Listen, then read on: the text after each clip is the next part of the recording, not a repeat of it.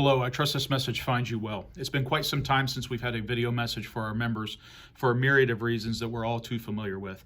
However, I felt it vitally important to get this message out to our active and retired members from all of the various agencies and communities that we serve. We now know that the so-called independent commission has completed their work and published their findings and recommendations from the 2020 summer riots that occurred here in downtown Indianapolis. I think it's fair to say that we have taken a lot of steps to attempt to verify our facts in our review of their report, and we have yet to find any divergent points from our review process in terms of what was not only included in the report, but more importantly, what was not included in the report.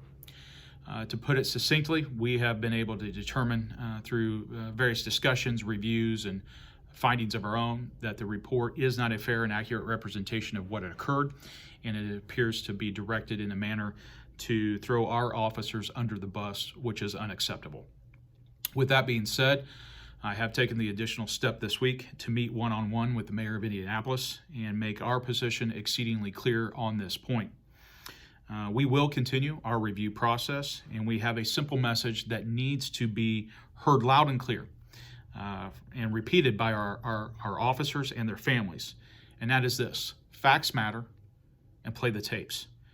What we've been able to determine is that this report outlines that the review commission over the past 9 months interviewed both police witnesses, civilian witnesses who were part of the protests, as well as a review of what they call hours of network media, video, and social media video. However, after reviewing the report, we have been able to determine that there is no indication that the commission reviewed any of the police radio traffic, the audio recordings of that. We do believe that they reviewed some transcripts related to that, but there's no indication that they've listened to any of those. Additionally, just today, we were able to confirm that there were over 8,000 911 calls that were received at our 911 center during the 48 hours of the riots. To put that in perspective, if you took an average number of calls per hour, that's approximately 167 911 calls per hour and approximately 3 911 calls per minute for every minute within a 48-hour time span. Obviously, the vast majority of those calls came in during the peak times of the riots, which further shows the volume that our 911 center was dealing with, and further matches up with what we know was occurring on the front lines and on the streets, and what you, our officers, were in the middle of, literally risking your lives to try to restore order to our downtown and, quite frankly, save our downtown. You held the line, and our community should be grateful to you for that. And on behalf of our residents, I want to say thank you. But in addition to that, we're going to get to the bottom of this. It cannot stand that this report be allowed to purport that our officers failed in some manner. You did not. And instead, we want to ensure that there's a fair and accurate representation and review of what actually occurred. And a good step would be to start with taking the actual police radio traffic audio, overlaying that with the 911 calls that were coming in, and then also walking through what was occurring and the decision-making that was occurring, not just of our law enforcement leaders, but more importantly, the politicians who are providing direction to those law enforcement leaders.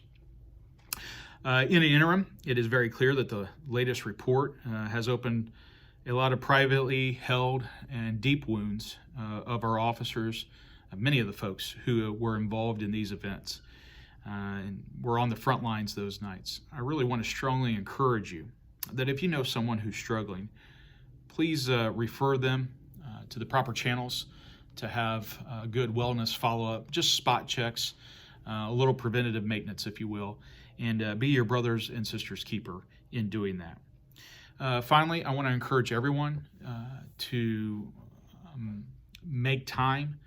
We are hopeful to have a good turnout at tomorrow's regular business meeting, regular membership meeting, which is Thursday, March 4th at 6 p.m. We will have many more details to be able to share. In the interim, this week, we've taken the steps where we have participated in an interview with Fox 59. That was on Monday. A link to that news story is located below this video on the website. And then in addition to that, we also just yesterday completed a radio interview on WIBC during the #1 drive time hour, in which the most people were able to hear our position and our message regarding this report and what was published. I want to make this clear. Make no mistake, we will stand the line for those who stood the line for our community during those very challenging times. And it's what our FOP does. It is what we are here for. But we are a membership-driven organization. So again, I want to really stress to you and encourage you to make time to attend your membership meeting so that I can get additional feedback from you and additional direction as we move forward in the coming days. With that, I want to again thank you. As always, I hope to see you at a roll call soon. I hope to see you at the membership meeting. Stay safe and keep looking up.